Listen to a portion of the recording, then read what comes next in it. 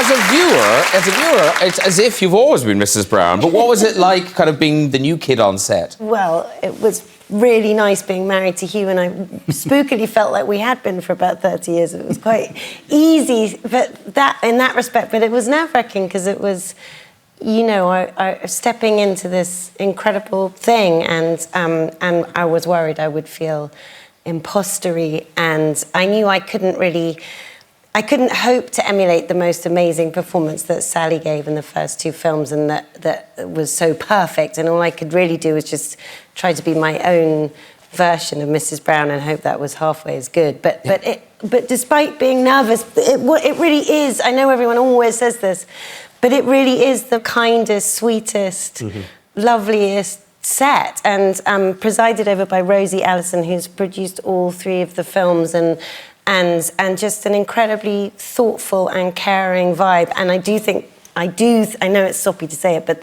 there is something about the spirit of Paddington that makes everything okay. and it's true. And also, I had done a film with Ben Whishaw where we played brother and sister, and Mary Poppins Returns. Mary Poppins Returns, and I really love Ben. Everybody also loves Ben. Like Paddington, everybody who knows Ben loves Ben.